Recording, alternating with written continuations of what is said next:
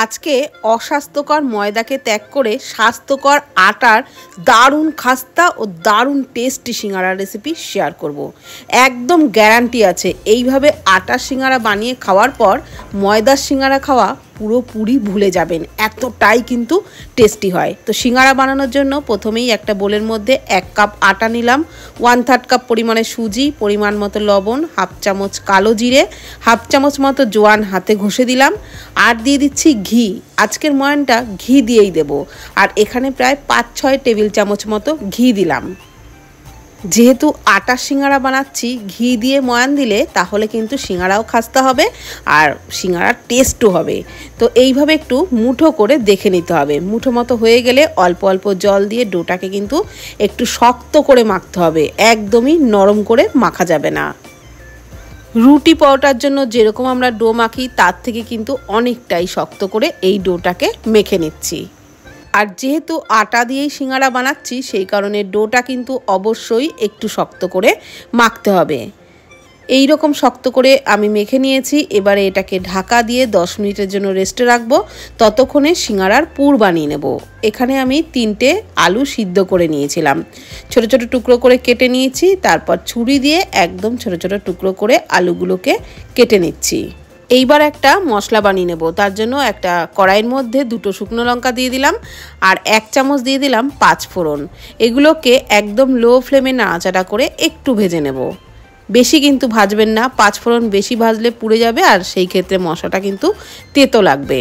তো একটু নাড়াচাড়া করে মশলাটাকে আমি একদম দানা দানা রেখে গুঁড়ো করে নিয়েছি। এইবার কড়াইয়ে দিয়ে দিলাম সর্ষের তেল। এখানে 5-6 টেবিল চামচ মতো সর্ষের তেল দিলাম। 1 মুঠো চিনেবাদাম দিয়ে নাড়াচাড়া করে বাদামটাকে প্রথমে লালচে করে ভেজে নিচ্ছি।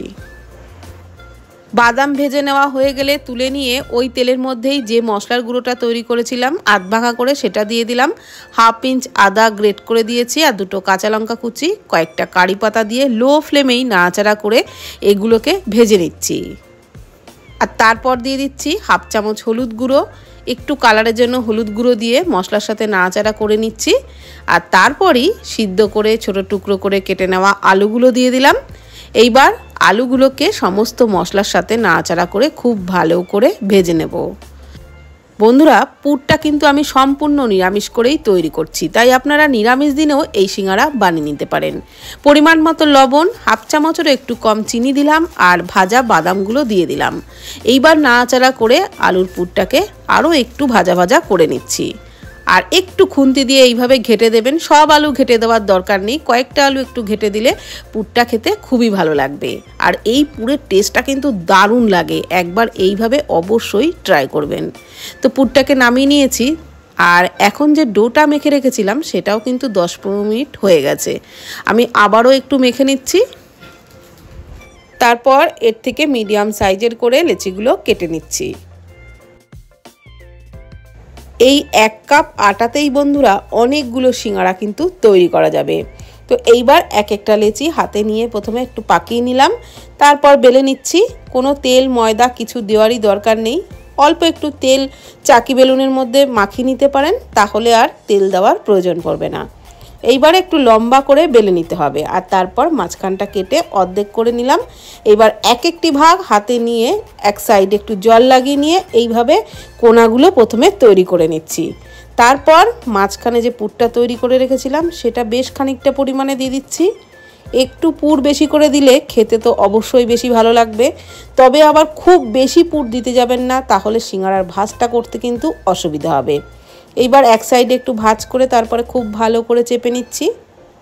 একদমই বানানো সহজ, সিঙ্গাড়া বানানো একেবারেই সহজ। তো একটা সিঙ্গাড়া কিন্তু রেডি হয়ে গেছে। একইভাবে আরও একটা তৈরি করে দেখাচ্ছি। ওই ভাগটাও হাতে নিয়ে নিলাম, এই সাইডে মানে উপর দিকটায় একটু জল লাগিয়ে নিলাম। তারপরে এই রকমভাবে কোনাটা তৈরি করে মাঝখানে পুরটা দিয়ে দিচ্ছি। সিঙ্গাড়া বানানোর ক্ষেত্রে ডোটাকে কিন্তু আবারও বলছি একটু শক্ত করে অবশ্যই মাখবেন, তাহলে সিঙ্গাড়া বানাতেও সুবিধা হবে আর সিঙ্গাড়া খেতেও ভালো হবে, দারুণ খাস্তাও হবে।